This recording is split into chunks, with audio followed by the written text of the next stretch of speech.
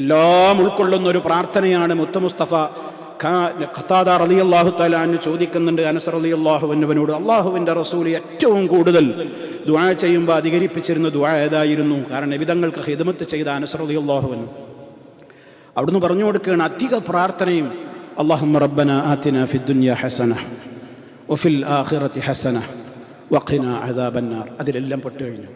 അല്ലാഹുവേ റബ്ബന, ഞങ്ങളുടെ രക്ഷിതാവേ, ആതിനാ ഫിദ്ദുനിയ ഹസന, നീ ഞങ്ങൾക്ക് ദുനിയാവിൽ നല്ലത് തരണം. അതിലെല്ലാം പെട്ടു. ഇനി ഒന്നും ബാക്കിയില്ല. വഫിൽ ആഖിറതി ഹസനത്തൻ, ആഖിറത്തിലും നല്ലത് തരണം. വഖിനാ അദാബന്നാർ, പ്രത്യേകം നരകത്തിൽ നിന്ന് രക്ഷിക്കണേ. ഇത് പ്രത്യേകം എടുത്തു പറയണം. ആഖിറത്തിലെ ഹസനത്താണ് സ്വർഗം കിട്ടലും നരകത്തിൽ നിന്ന് ഒഴിവാകലും.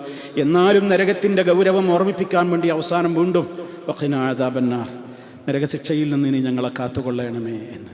ഈ പ്രാർത്ഥന നമ്മളെപ്പോഴും അധികരിപ്പിക്കണം. ഒരിക്കലും വീഴ്ച വരുത്താതെ കിട്ടുന്ന അവസരങ്ങളിലൊക്കെ അർത്ഥവും ആശയവും ചിന്തിച്ചുകൊണ്ട് വേറുള്ളതൊക്കെ എണ്ണിപ്പൊറുക്കാതെ തന്നെ എല്ലാം ഇതിൽ ഉൾക്കൊള്ളുന്ന ദുആയാണിത്. അല്ലാഹുമ്മ റബ്ബന ആതിനാ ഫിദ്ദുനിയ ഹസന വഫിൽ ആഖിറതി ഹസനത്തൻ വഖിനാ അദാബന്നാർ.